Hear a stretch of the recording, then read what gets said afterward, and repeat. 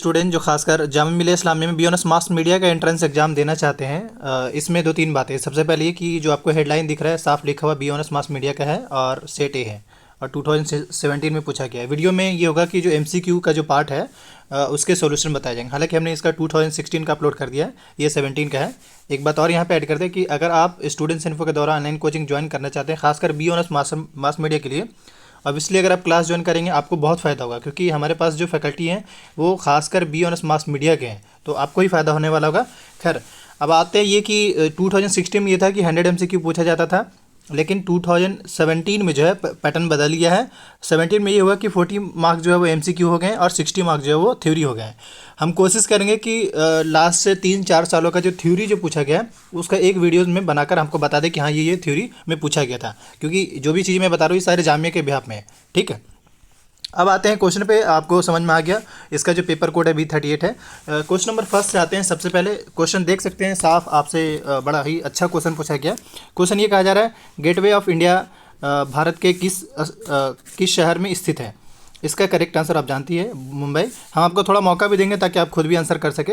अब आते हैं क्वेश्चन नंबर सेकंड पे। कह रहा है किस शासक ने हिंदुस्तान की राजधानी दिल्ली से दौलताबाद स्थानांतरित की। सो 2 का जो करेक्ट आंसर है वो option B, that is Muhammad bin Tughlaq. अब आते हैं हम अगले क्वेश्चन पे। कह रहा है दंगल फिल्म का विषय क्या था। सो जो थर्ड का जो करेक्ट आंसर है वो ऑप्शन सी, खेल से था वो।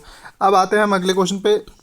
कह रहा है 26/11 का प्रयोग किया जाता है अमेरिका पर हुए आतंकवादी हमले के लिए, फ्रांस में हुए आतंकवादी हमले के लिए, दिल्ली में हुए संसद पर हमले के लिए और मुंबई में हुए आतंकवादी हमले पे। तो 4 का जो करेक्ट आंसर है वो option D, that is Mumbai में आतंकवादी हमले पे हुआ। अब आते हैं, क्योंकि जो वहाँ जो हुआ था वो 9/11 के नाम से जाना जाता है, जो अमेरिका में हुआ था। अब आते हैं अगले क्वेश्चन पे। कह रहा है गुजरात की राजधानी कहाँ है। आप तो बहुत अच्छे से जानते होंगे। सो 5th का जो करेक्ट आंसर है वो option D, that is Gandhinagar. And अब आते हैं हम क्वेश्चन नंबर 6 पे।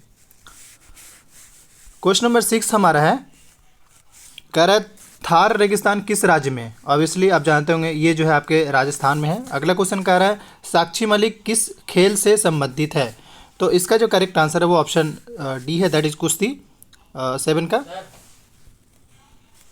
अगला क्वेश्चन है हमारा, भारत में सबसे पहले मेट्रो रेल किस शहर में प्रारंभ हुई थी। तो इसका जो करेक्ट आंसर है वो आपका option B, that is Kolkata, यानी कलकत्ता। और अब आते हैं हम अगले क्वेश्चन पे। हमारा नेक्स्ट क्वेश्चन कह रहा है निम्न में से किस भारतीय को नोबेल पुरस्कार प्राप्त नहीं हुआ। 9 का जो करेक्ट आंसर है वो option C, that is Mahasweta Devi, क्योंकि इनमें सबको मिल चुका है, अमर्त्य सेन को भी, कैलाश सत्यार्थी को भी और रविन्द्रनाथ टैगोर को भी मिल चुका है।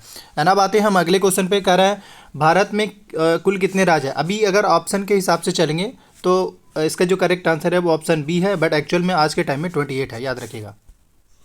नेक्स्ट क्वेश्चन ये कह रहा है चेन्नई का पूरा नाम क्या है। ऑब्वियसली चेन्नई का जो पूरा नाम मांगा जा रहा है। तो 11 का जो करेक्ट आंसर है वो ऑप्शन ए है, दैट इज मद्रास। पहले था मद्रास प्रेसिडेंसी के नाम से आपने सुना ही होगा 1947 का जब एस्टोरिया पढ़ेंगे तो। अब आते हैं अगले क्वेश्चन पे। कह रहा है भारत में पहली रेल किस शहर में चली थी, पहली रेल। सो ऑब्वियसली ये 12 का जो करेक्ट आंसर है वो option C, that is Mumbai, यानी बम्बई।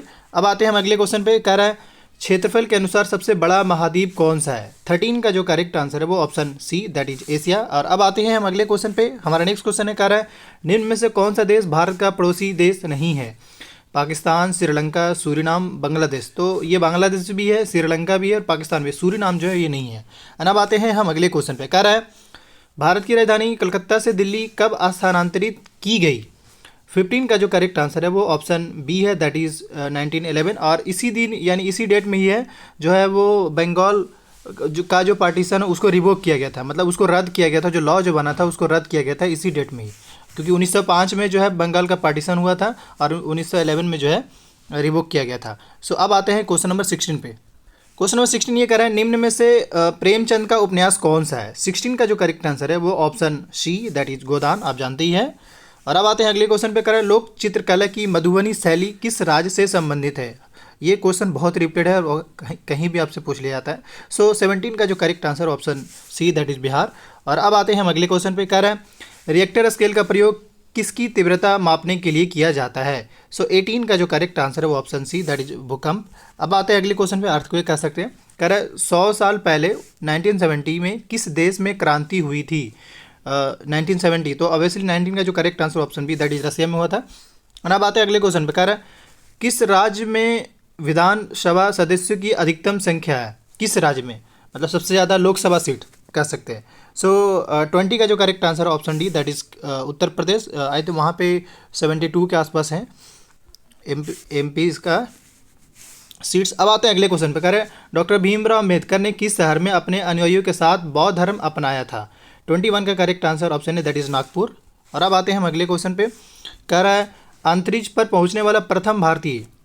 22 का जो correct answer option B that is Rakesh Sharma. अब आते हैं अगले क्वेश्चन पे, कह रहा है गुलाबी नगरी किस शहर को कहा जाता है? इसका जो करेक्ट आंसर है वो option D that is Jaipur. अब आते हैं अगले क्वेश्चन पे, कह रहा है ताजमहल किस राज्य में है? ये आपके उत्तर प्रदेश में है, गलती से दिल्ली में चले जाइएगा। अगला क्वेश्चन कह रहा है भारत की खोज के लेखक कौन है?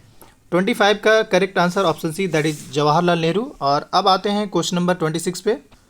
26 कह रहा है 2016 में अमेरिका के राष्ट्रपति का चुनाव किसने जीता था? इसका जो करेक्ट आंसर है option A that is sorry A नहीं बल्कि डोनाल्ड ट्रंप होगा, सी। अब आते हैं अगले क्वेश्चन पे, कह रहा है रघुराम राजन भारत में किस पद पर कार्यरत थे? 27 का जो करेक्ट आंसर ऑप्शन सी भारतीय रिजर्व बैंक के गवर्नर रहे हैं।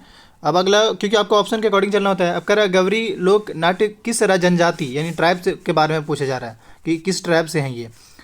तो इसका जो करेक्ट आंसर 28 का वो option A that is Bhil. अब आते हैं हम अगले क्वेश्चन पे, कह रहे हैं निम्न में से किस शहर में 2 राज्यों की राजधानी है? ये आपका चंडीगढ़ जो है, हरियाणा का चंडीगढ़ और पंजाब का भी राजधानी चंडीगढ़ ही है। तो 29 का जो करेक्ट आंसर ऑप्शन डी है। और अब आते हैं हम अगले क्वेश्चन पे, कह रहा है एनडीटीवी इंडिया चैनल है, किस चीज़ का चैनल है ये? ऑब्वियसली ये एक आपका समाचार के नाम से चैनल है, ये न्यूज़ के नाम से चलता है। और अब आते हैं हम 31 पे। नेक्स्ट क्वेश्चन ये कह रहा है निम्न में से कौन हिंदी पत्रकारिता से नहीं जुड़ा हुआ है? 31 का correct answer option D that is Urmilesh. और अब आते हैं हम अगले क्वेश्चन पे, कह रहा है मीडिया मंथन कार्यक्रम किस चैनल से संबंधित है? तो 32 का जो करेक्ट आंसर है वो ऑप्शन डी है। मैं आपको थोड़ा फिर से दिखा दूँ इसको क्लियर, दूरदर्शन राष्ट्रीय चैनल। और अब आते हैं अगले क्वेश्चन पे, कह रहा है इंडियन एक्सप्रेस के वर्तमान संपादक कौन है? आपको ऑप्शन के अकॉर्डिंग चलना है। तो 33 का जो correct answer option D that is Rajkamal Jha. और अब आते हैं हम अगले क्वेश्चन पे, कह रहा है द वायर के संस्थापक कौन है? 34 का correct answer option C that is Siddharth Varadarajan. और अब आते हैं 35 पे, कह रहा है आकाशवाणी के राष्ट्रीय मनोरंजन चैनल का नाम क्या है? 35 का correct answer option C that is metro channel. और अब आते हैं क्वेश्चन नंबर 36 पे, कह रहा है निम्न में से सर्च इंजन नहीं है। सर्च इंजन आप समझते ही है। सो इसका जो करेक्ट आंसर 36 का option C that is Facebook. अगला क्वेश्चन हमारा है रूस के वर्तमान राष्ट्रपति कौन है? सो 37 का correct answer option B that is Vladimir Putin. और अब आते हैं हम अगले क्वेश्चन पे, कह रहा है नेपाल के वर्तमान प्रधानमंत्री कौन है? 38 का जो करेक्ट आंसर है वो ऑप्शन बी दैट इज पुष्प कमल दहल प्रचंड। एंड अब आते हैं अगले क्वेश्चन पे, आपको ऑप्शन के अकॉर्डिंग चलना पड़ता है, यही इसमें ध्यान देना होता है। सो अगला क्वेश्चन कह रहा है, क्योंकि कुछ कुछ करंट अफेयर क्वेश्चन है तो आपको करंट के हिसाब से चलना पड़ेगा। 39 का जो करेक्ट आंसर है पिछले वर्ष किस देश में सैन्य तख्तापलट असफल रहा? सो 39 का जो correct answer option D that is Kenya. अब इसके बाद हम अगले क्वेश्चन पे जा रहे हैं, कह रहा है लास्ट जो कि कह रहा है रामनाथ गोयनका पुरस्कार किस क्षेत्र से संबंधित है? 40 का जो correct answer option D that is पत्रकारिता। यहाँ पे 2 चीज़ें कहेंगे, आने वाले जो भी अपडेट्स आता है उसको लेकर अपडेटेड रहना चाहते हैं तो इस यूट्यूब चैनल को सब्सक्राइब करिए। साथ ही लास्ट 5 to 6 ईयर का जो पेपर है ना उसका लिंक वीडियो के डिस्क्रिप्शन बॉक्स में मिल जाएगा। तीसरी चीज़ ये कि अगर आप ऑनलाइन कोचिंग ज्वाइन करना चाहते हैं, वीडियो के डिस्क्रिप्शन बॉक्स में कॉन्टैक्ट डिटेल है, बहुत ही नॉमिनल फी पे पढ़ाई जाएगी ताकि आपका एंट्रेंस आसानी से क्लियर और आप अफोर्ड भी कर सके। Thank you.